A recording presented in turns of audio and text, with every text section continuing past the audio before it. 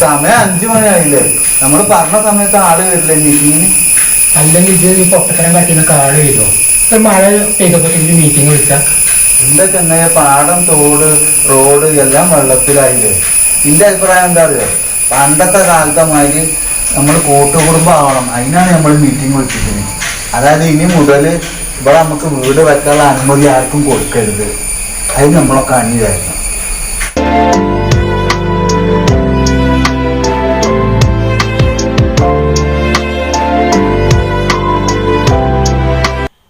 ഇത് തമാശ കളിക്കലല്ല, നമുക്ക് ഇതിനെ കുറിച്ചൊക്കെ ഒരു താത്വികമായ അവലോകനമാണ്. നമുക്ക് അതിന്റെ ഉച്ചാരണം പോലും എനിക്കറിയില്ല.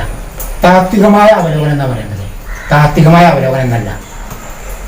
എന്തായാലും അവര് വരുന്നുണ്ട്.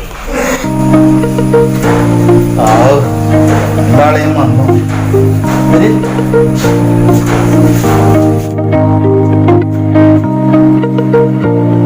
അല്ലെങ്കിൽ എന്താ പരിപാടി?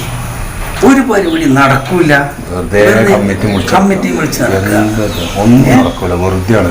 അതിപ്പോ പറയുന്നത് എന്താ വെച്ചാല് പുതിയ വീടുകളൊന്നും ഉണ്ടാക്കണ്ട, എല്ലാവർക്കും കൂട്ടുകുടുംബം മതി എന്നൊക്കെ പറയണത്.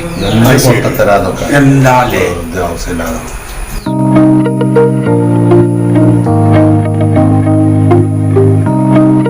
നമ്മളെ ഒരു താത്വികമായ ഒരു അവലോകനത്തിന് വിളിച്ചതാ. നിങ്ങൾ എന്തായാലും അരമണിക്കൂർ വൈകിട്ടുമുണ്ട്. പിന്നെയോ തെറ്റിച്ചു. താത്വികമായ അവലോകനം അല്ല ചങ്ങായി, താത്വികമായ അവലോകനം എന്ന് പറയാം. നിങ്ങളെ ഒരു കാര്യം മനസ്സിലായി, സന്യാസം കളിക്കാതെ കാര്യത്തിൽ വരും. കാര്യത്തിക്ക് വരാം. ആദ്യം നമുക്ക് അച്ചപ്പും ചായയും കുടിച്ചിട്ടാണ് തുടങ്ങാം. അതൊക്കെ നല്ല കാര്യമാണ്. അവിടെ ചൂടിയുണ്ട്. നമുക്ക് കഴിച്ചിട്ട് കാര്യത്തിക്ക് വേണ്ട കാര്യത്തേക്ക് കിടക്കാം. ഇപ്പൊക്കെ എനിക്കും മോൾക്കൊക്കെ പെട്ടെന്ന് പോകേണ്ടി വരും. ഇതൊക്കെ അസൗകര്യങ്ങളുടെ ഇടയിൽ വന്നതാണ്. അപ്പൊ ഇത് ഇന്ത്യ മാത്രം ആവശ്യമാണ്. അത് എന്താ എല്ലാവരും ആവശ്യമാണ്. നമ്മളിത് പല തീരുമാനത്തിലും അവരനുകൂലിക്കുമെന്ന് സംസാരിച്ചാലേ അറിയുള്ളൂ. നോക്ക്, അവരോട് ചോദിച്ചു നോക്കുക. ചായയും കടക്ക് ഉസാറാ, അച്ഛപ്പോ ഉസാറായി.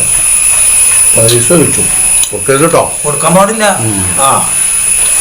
നമ്മളെ ഇത് വെറുപ്പിച്ചത് എന്തിനാച്ചാല് നിങ്ങൾക്ക് അറിയാലോ, കൂട്ടുകുടുംബ വ്യവസ്ഥിതി നമ്മൾ പണ്ട് അങ്ങനെയൊന്നും ഉണ്ടായിരുന്നത്. അതെ ഇപ്പൊ വലിയ അഭിപ്രായ വ്യത്യാസമാണ് ഇപ്പൊ. അപ്പൊ നിങ്ങളൊക്കെ പാടെ ചോദിച്ചിട്ടായിരുന്നു തീരുമാനം ഉണ്ടാക്കാൻ. നമുക്ക് അതന്നെയാണ് തുടർന്ന് കൊണ്ടുപോകണം. അതിന് നമുക്ക് എല്ലാവർക്കും കൂടി ഒന്ന് കൂടിയാലോ. കാരണം ഇവിടെ ഇനി ഒരു വീട് ഉണ്ടാക്കാനുള്ള അനുമതി ഉണ്ടാക്കരുത്. കാരണം ഒരു മഴ പെയ്യുമ്പോഴേക്ക് വെള്ളം നിറയുക, പാടത്ത് വെള്ളം, റോഡില് വെള്ളം, കിണറ്റില് വെള്ളം, നടക്കാൻ സ്ഥലമില്ല, മണ്ണിടിയ, ഇതൊക്കെ ആകുമ്പോ ബുദ്ധിമുട്ടല്ലേ? ഈ എന്തായി പറയുന്നത്?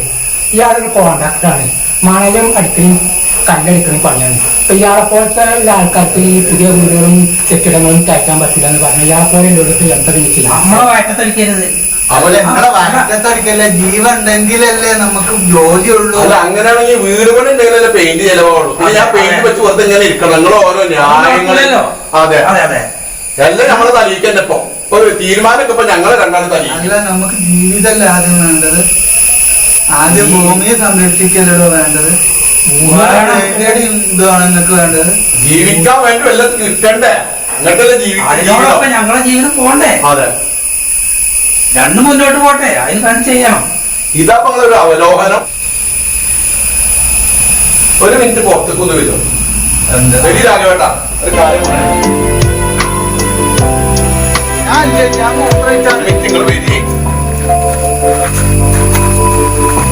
കുറെ ദിവസം നിങ്ങളെ സന്യാസം കളിയും അവലോകനം നമ്മളെ തലയിലേക്ക് ഇങ്ങനെ ഓരോ പ്രശ്നങ്ങൾ.